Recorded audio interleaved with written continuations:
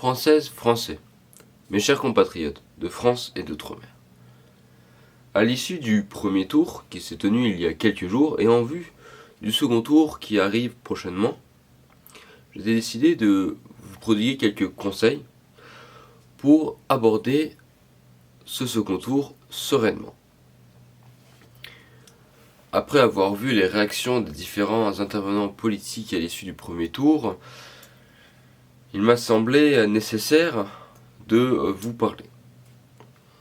Car en effet, certains hommes politiques, surtout ceux qui ont été défaits, ont décidé de donner des consignes de vote pour le second tour.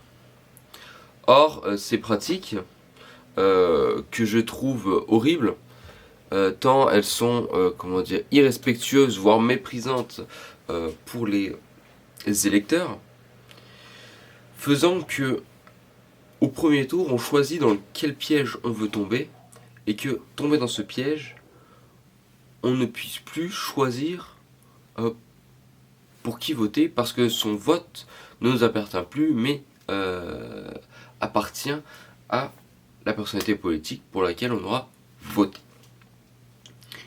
Et donc je trouve que cette pratique est horrible, méprisante, et donc je vous conseille de ne pas écouter, parce que votre vote vous appartient.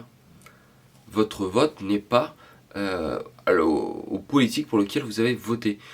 En faisant cela, ils considèrent aussi, entre autres, que en fait vous n'êtes pas assez mature. Ce qui est marrant, c'est que du coup c'est eux qui n'ont pas la maturité de vous considérer comme mature. Pas assez mature pour pouvoir voter comme ils voudraient, comme il faut peut-être. Or, si vous avez le droit de vote, c'est que vous êtes libre de vos choix et libre de l'avenir que vous voulez choisir pour votre pays. Ainsi, ils vous considèrent comme limite des enfants qu'il faudrait donner la main pour aller voter. À ce compte-là, autant qu'ils vous enlèvent le droit de vote, et puis qu'ils ne permettent au second tour de voter que grâce aux personnes qui ont voté au premier tour. Donc de vous récupérer vos voix pour faire ce qu'ils en veulent. À ce compte-là, ils ont qu'à faire comme ça, mais c'est antidémocratique. Ainsi, je vous conseille de ne point les écouter.